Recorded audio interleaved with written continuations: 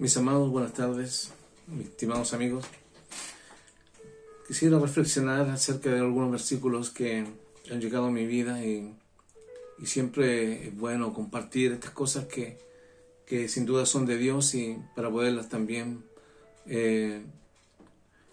poner en sus corazones para que ayuden siempre a poder avanzar y caminar en las cosas del Señor. La vida del cristiano está siempre propensa a verse enfrentado a diferentes pruebas. Entendemos así desde cuando nos entregamos a Cristo, ¿cierto?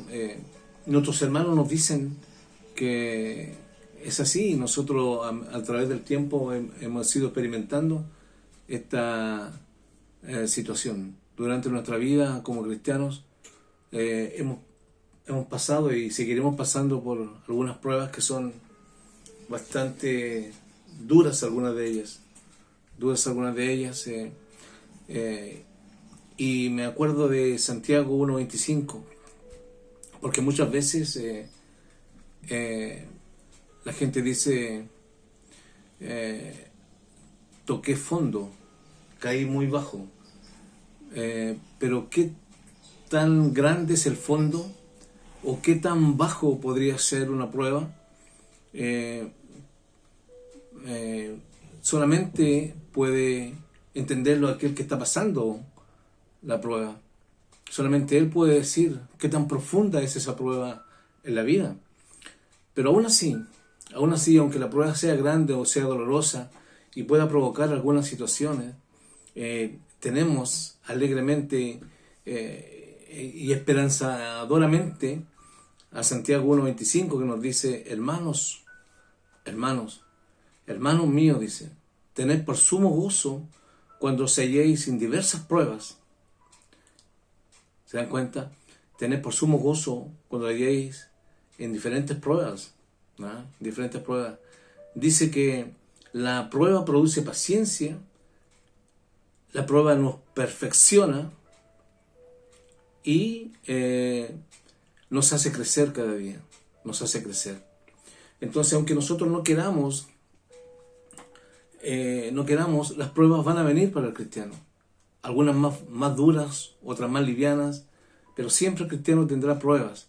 Pero tenemos por sumo gozo cuando nos pasemos en diversas pruebas, ¿cierto? Porque esas pruebas nos hacen madurar cada día, aprender cada día y depender más de Dios. La situación es que muchas veces hay gente que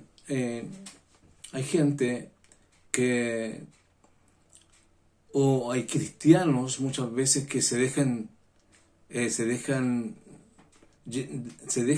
en las cosas del Señor. ¿A qué me refiero con ello? Que estas pruebas lo aniquilan, lo eliminan, porque muchas veces piensan que no hay esperanza, que no hay solución.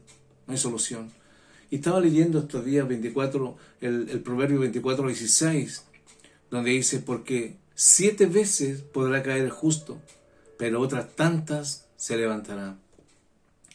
No te alegres cuando caiga tu enemigo, ni se regocije tu corazón ante esta desgracia. Una promesa maravillosa cuando dice que si el cristiano cae, dice que 7 veces podrá caer el justo, pero otras tantas se podrá levantar.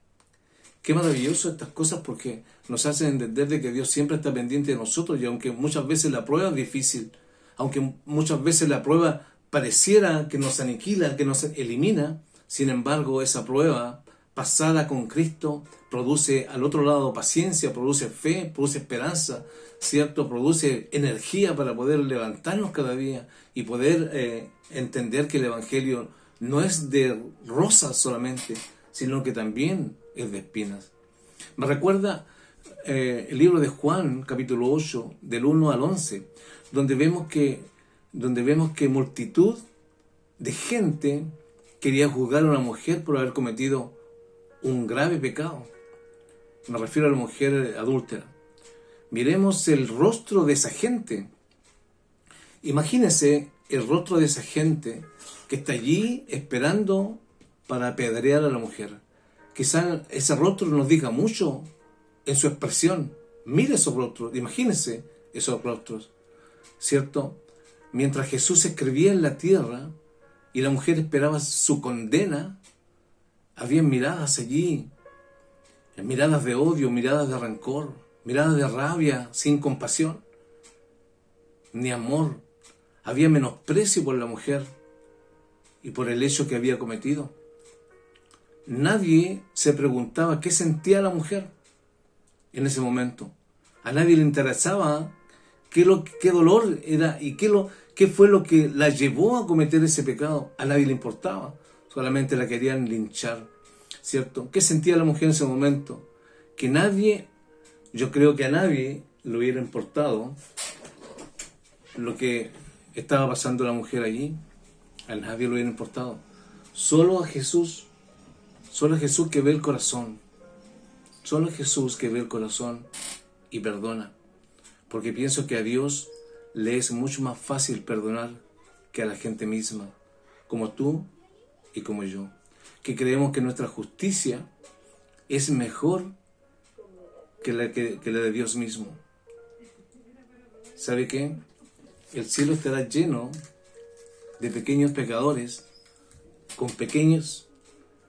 el cielo estará lleno de grandes pecadores, con grandes pecados, pero que pidieron perdón y fueron perdonados. Compréndame bien esta frase. El cielo estará lleno de grandes pecadores, con grandes pecados, pero que pidieron perdón y fueron perdonados. Pero el infierno, qué tristeza, pero el infierno estará lleno de pequeños pecadores, con pequeños pecados, pero que nunca pidieron perdón, porque pensaron que porque eran pequeños no era necesario. No era necesario. Los libros del Nuevo Testamento dicen que no os fijéis en la viga del ojo ajeno, sino fíjate en la viga que tienes en el ojo, ¿cierto? ¿Qué tan grande es la viga que tiene tu hermano en su ojo? ¿Y qué tan grande es la viga que tienes tú en tu ojo? Cuando Jesús se levantó después de escribir en tierra delante de la mujer, Jesús se levantó y le preguntó a la mujer: ¿dónde están los que te acusaban? ¿Dónde están? ¿Dónde estaban aquellos? Porque sin duda que cuando Jesús les dijo: el que esté libre de pecado arroje la primera piedra, todos fueron confrontados con su conciencia. Y en ese momento, cuando fueron confrontados, la gente se dio cuenta cuál era su realidad espiritual, o cuál era su realidad en el corazón con respecto a la mujer que querían linchar. ¿Dónde están los que te acusaban? Ve, y le dice a la mujer: ni yo te condeno, ve y no peques más. El versículo 9 dice que ellos fueron acusados por su propia conciencia. El versículo 9, ¿cierto? Del capítulo Juan, del libro de Juan, capítulo 8. Ellos fueron acusados por su propia conciencia. 1 Juan 2:1 dice: hijitos míos, estas cosas os escribo para que no pequéis, y si alguno hubiese pecado, abogado tenemos para con Dios, el Padre, a Jesucristo el justo. Él es nuestro abogado. ¿Sabes qué?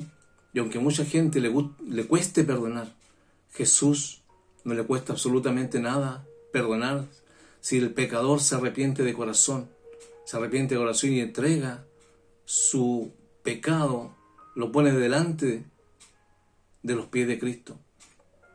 Él lo toma y lo borra, lo elimina, lo echa al fondo del mar.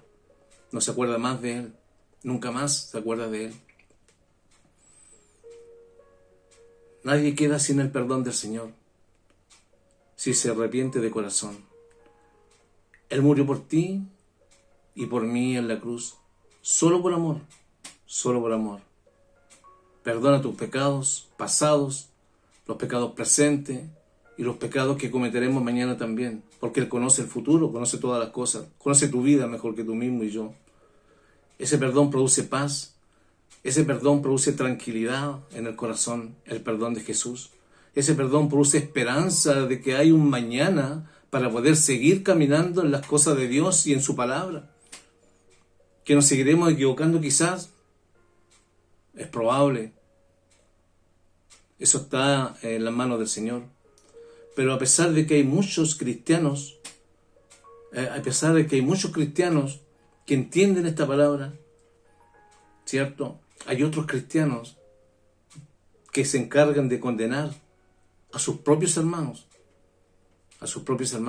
¿Sabe qué? Qué tristeza hay en el corazón cuando tu propio hermano te juzga, cuando tu propio hermano juzga tu proceder muchas veces, cuando es Dios el que juzga solamente. Dios es fiel, Dios es amor, y es perdón y también es paz.